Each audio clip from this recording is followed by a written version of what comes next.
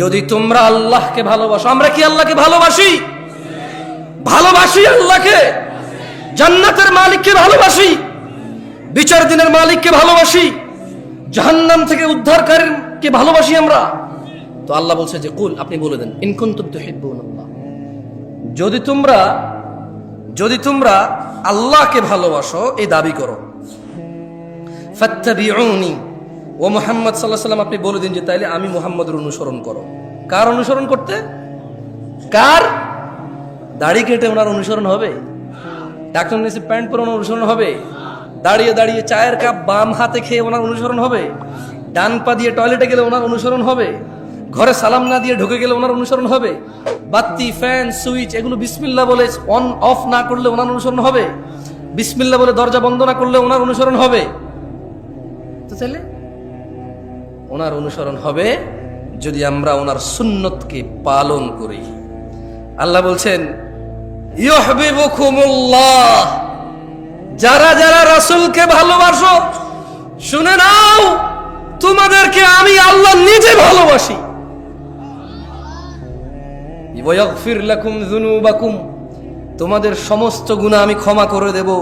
ওয়াল্লাহু গফুরুর রহিম, আর আল্লাহ হচ্ছে অত্যন্ত ক্ষমাশীল। দেখুন, আপনাকে একটা কথা বলি আমি, আউযু বিল্লাহি মিনাশ শাইতানির রাজীম। সেটা হচ্ছে, আজকে উপস্থিত যারা বেনামাজি, নামাজ ত্যাগ করেছেন, যারা উপস্থিত আছেন, কারো বয়স 40 বছর, কারো বয়স 30 বছর, কারো বয়স আচ্ছা একটু 25 বছরের কম যারা, তারা একটু উঠে দাঁড়াও তো। 25 বছরের নিচে যাদের বয়স কম, উঠে দাঁড়াও। কম আপনার দান পাবেন কোথা থেকে? সব তো ছাত্র, কালেকশন হবে না, সব তো ছাত্র, ছোট ছেলে মেয়ে। মাশাআল্লাহ, তাবারাকাল্লাহ। বসো বসো বসো।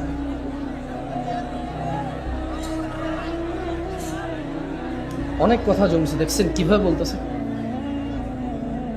না? বলো বলো, বলতে দেন। অনেকক্ষণ চুপ, এতক্ষণ বাঙালি চুপ থাকে, কি বলো? যাই হোক, ছোট ভাইরা আমার, আমি অনেক দূর থেকে আসছি, তোমাদের থেকে আমি ওয়াদা নেব না। আমি ওয়াদা নেব না। কেন নেব না?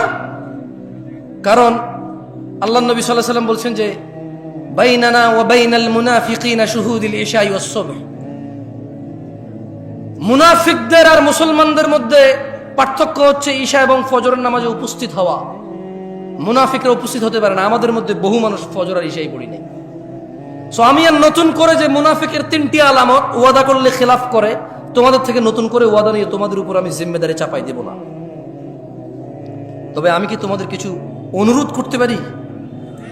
তোমরা কি অনুরোধটুকু রাখবা? ভাই আমার, আজকের পর থেকে, এখনের পর থেকে, এখান থেকে যাবা, বাসায় যাবা, সোজা গিয়ে ওযু করবা, সোজা গিয়ে ওযু করবা। ওযু করে ঈশার 4 রাকাত সালাত আদায় করে ফেলবা। কয় রাকাত? এই 4 রাকাত পড়া ছাড়া ঘুমায়ও না। এবং আজকের পর থেকে তুমি ফজরের 2 রাকাত ফরজ, জোহরের 4 রাকাত ফরজ, আসরের 4 রাকাত ফরজ, তারপরে মাগরিবের 3 রাকাত ফরজ, ঈশার 4 রাকাত ফরজ, আজকের এই মুহূর্ত থেকে তুমি, তোমার বাপ মা মরে যাক, পৃথিবীতে ঘূর্ণিঝড় সিডর হয়ে যাক, পৃথিবী উল্টে যাক, একদিক ভেসে যাক, আরেক দিক ভেঙে যাক, যুদ্ধে সবচা সারখার ধ্বংস হয়ে যাক, রাজনীতি দলাদলি মারামারিতে সারা পৃথিবী রক্তাক্ত হয়ে যাক, আজকের এই মুহূর্ত থেকে তুমি কোনোদিন এই 17 রাকাত নামাজ ত্যাগ করিও না। তাহলে প্রশ্ন, জামশেদ ভাই, আমার 20 বছর বয়স, 10 বছরের সালাত ফরজ। জামশেদ ভাই, আমার 25 বছর বয়স, 10 বছরের সালাত ফরজ। জামশেদ ছোট ভাই, আমার 40 বছর বয়স, 10 বছরের সালাত ফরজ। বাবা জামশেদ ভাতিজা, আমার 50-55 বছর বয়স, সালাত 10 বছরে ফরজ। এই যে আমার 15 বছর, 20 বছর, 30 বছর, 40 বছর নামাজ আদায় করে নি, এর কি হবে? এর কি হবে? আমি এর কোরআন থেকে সমাধান দিয়ে চলে যাচ্ছি, তুমি সমাধান নিয়ে নাও, ওকে? ইনশাআল্লাহ, ইনশাআল্লাহ। এই যে তোমার 50 বছরের অপরাধ, তোমার 40 বছরের অপরাধের কি হবে, এটা আমি বলে দিয়ে বিদায় নিয়ে চলে যাব। এরপর তুমি সিদ্ধান্ত নিবা আজকে তোমার 50 বছরের গুনাহকে কি করবা? তুমি সিদ্ধান্ত নিবা আগামীকাল তুমি মুসলিম হয়ে বসবাস করবা নাকি অমুসলিম হয়ে বসবাস করবা, মুশরিক মুনাফিক বেঈমান হয়ে মৃত্যুবরণ করবা নাকি মুসলমান হয়ে মৃত্যুবরণ করবা। এটা তোমার সিদ্ধান্ত হবে। শোনো, যার যা অপরাধ আছে, অপরাধের ধরন আমি বলতেছি না, কারণ আল্লাহ অপরাধের ধরন বলে নাই। আল্লাহ বলছে ইল্লা মান তাব, অতঃপর যে তার যাবতীয় যত বড় হোক, যত ছোট হোক, যত জঘন্য হোক, যত নিকৃষ্ট হোক, যত বর্বর হোক, ইল্লা মান তাব। বোনরা আমার, মনোযোগ দিয়ে শুনবেন, ভাই আমার, সূরা ফুরকানের 70 নম্বর আয়াতে আপনার 50 বছরের গুনাহের সমাধান আছে। ইল্লা মান তাব, অতঃপর যে তওবা করবে, ওয়া আমানা, ঈমান আনবে, ওয়া আমিলা আমালান সালিহা, তওবা করবে, ঈমান আনবে, ভালো কাজ করবে। কয়টা কাজ?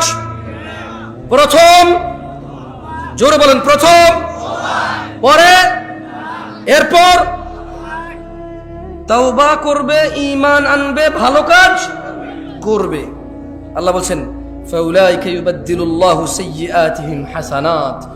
যদি কোন মানুষ তার অপরাধ যা খুশি হোক, যত খুশি হোক, তওবা করলো, ঈমান আনলো, ভালো কাজ করলো, পিছনের এই যে গুনাহ, আল্লাহ বলছে যে এটাকে শুধু মাফ করব না, এটাকে নেকিতে পরিবর্তন করব।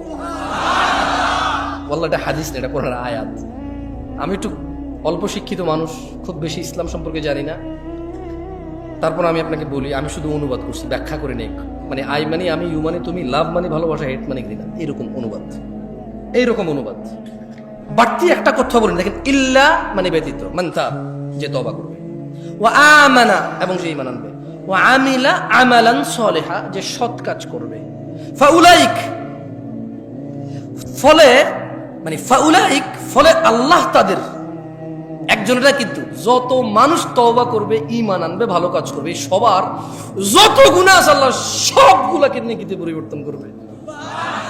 ওয়া কানাল্লাহু গফুরুর রহিমা, ওয়া কানাল্লাহু গফুরুর রহিমা, ওয়া কানাল্লাহু গফুর,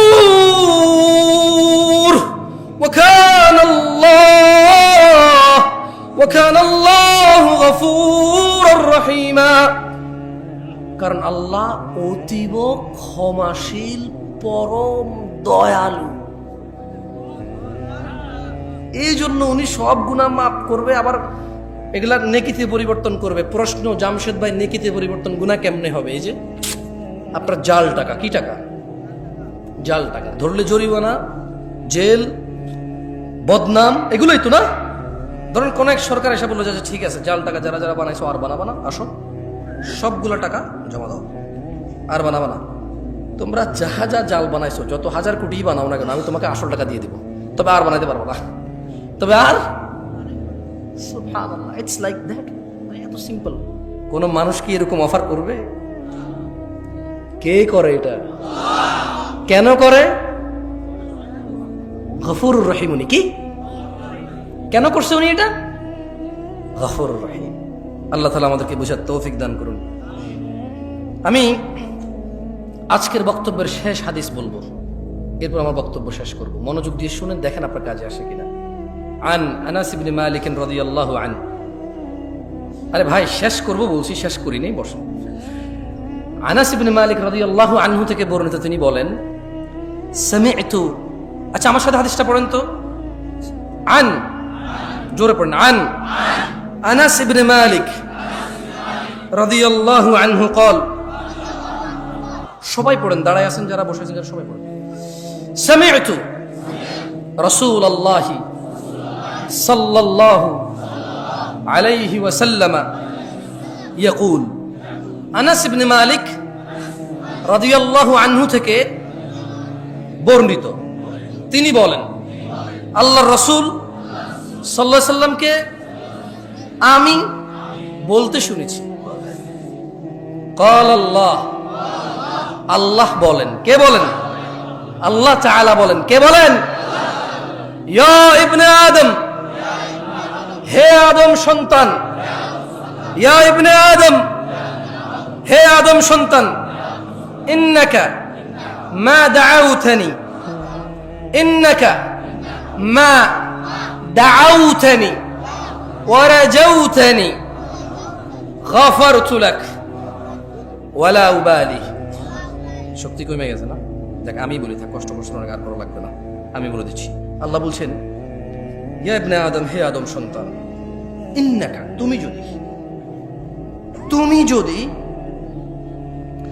ইন্নাকা মা দাআউতানি, তুমি যদি আমাকে ডাকতে থাকো, ওয়া রাজাউতানি, ক্ষমার আশায় আমার কাছে আসতে থাকো, ক্ষমা চাইতে থাকো, গফারতু লাক, তোমাকে আমি ক্ষমা করব, ওয়ালা উবালি, কারো পরোয়া করব না।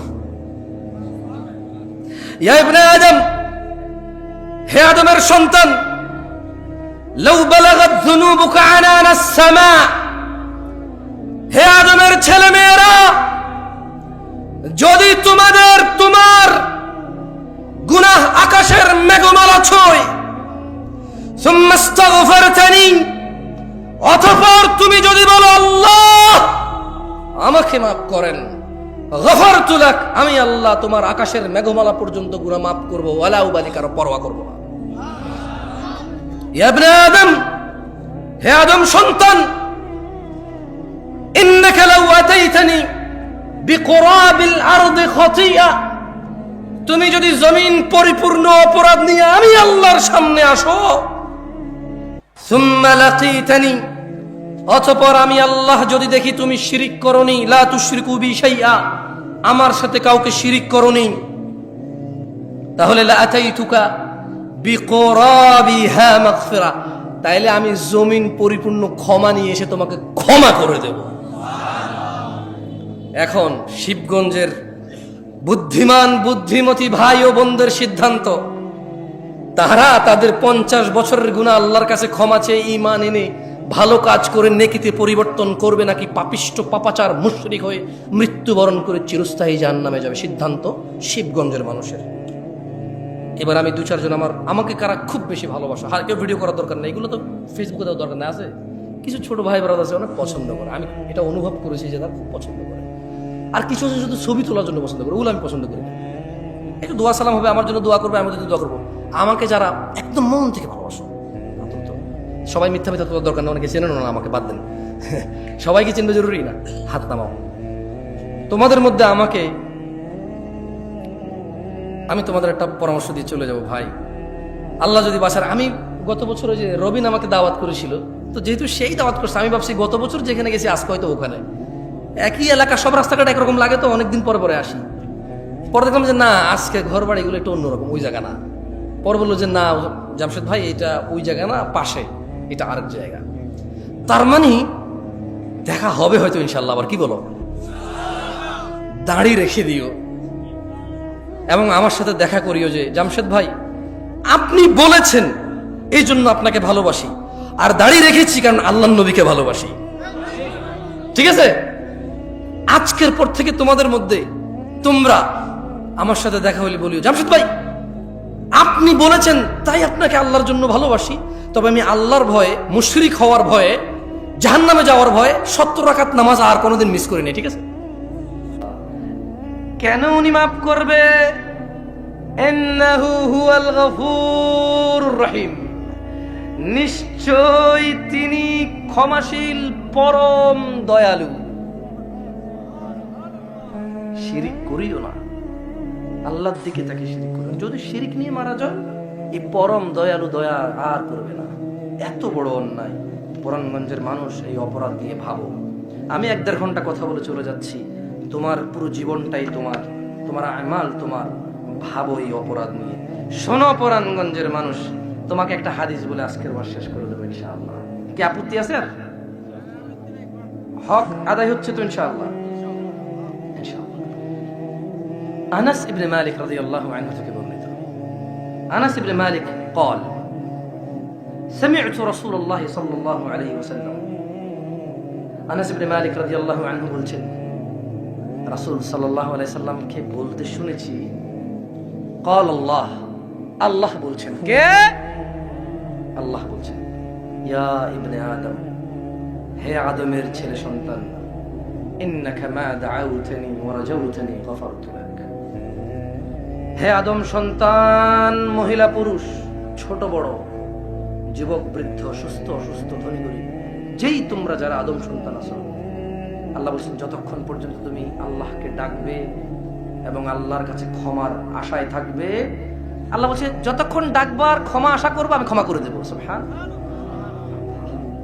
এখনো ক্ষমা চাইবে না আল্লাহর কাছে বল আস্তাগফিরুল্লাহ বল আল্লাহ আমাকে ক্ষমা করো আস্তাগফিরুল্লাহ আস্তাগফিরুল্লাহ বল আল্লাহুম্মা গফিরলি সবাই আল্লাহুম্মা গফিরলি আল্লাহুম্মা গফিরলি আল্লাহুম্মা গফিরলি আস্তাগফিরুল্লাহ এভাবে ক্ষমা চাই শিখাই দিলাম না আমি জিকির করাই নেই মানে এই যে এতক্ষণ থেকে বলতেছি যে আল্লাহ বলছে ক্ষমা চাইলে